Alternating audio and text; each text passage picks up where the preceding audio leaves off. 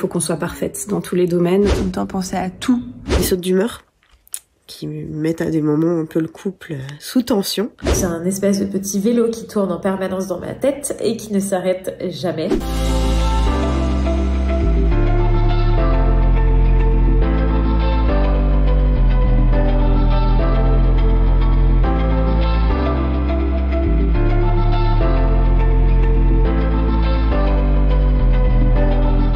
La charge mentale, c'est physique, mais c'est aussi émotionnel. J'ai du mal à traiter les informations, je me sens parfois surmenée, débordée, dépassée. En fait, on se rend pas compte de la charge mentale qu'a une femme. On est fatigué parce que, en fait, on essaye de se mettre trop de pression.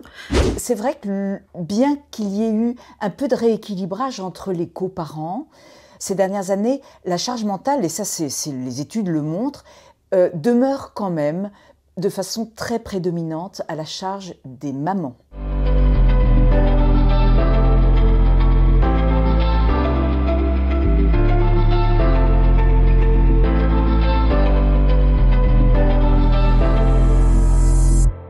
C'est un espace qui est réservé aux jeunes parents et qui leur permet donc, grâce au questionnaire, de s'apercevoir d'abord qu'ils ne seront pas tout seuls à se poser ces questions-là. Et en fonction de leurs réponses, on va leur adresser du contenu au fur et à mesure. On va leur démontrer que ils ont raison de se poser des questions et on leur donne bien évidemment tout un tas de conseils pour les aider à y répondre.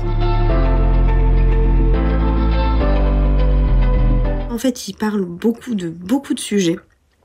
Donc de la sexualité, de l'intimité, de son regard en fait envers son corps. Le côté moins d'intimité, c'est vraiment pour soi, pour son couple. Moi, ça m'a aidée parce que déjà, ça m'a permis de déculpabiliser et de pouvoir avoir d'autres témoignages, des podcasts, et de me dire que je suis pas toute seule. Marilyn Monroe disait les femmes qui veulent égaler les hommes manquent d'ambition. Ce que je veux dire, c'est qu'on a quand même cette pression depuis toujours qui s'exerce sur nous, des injonctions fortes sociétales pour se dépasser, pour ne pas montrer sa faiblesse, ses failles, parce que ça ne fait que quelques années finalement qu'on se pose des questions sur ce qu'on a le droit d'être en tant que femme.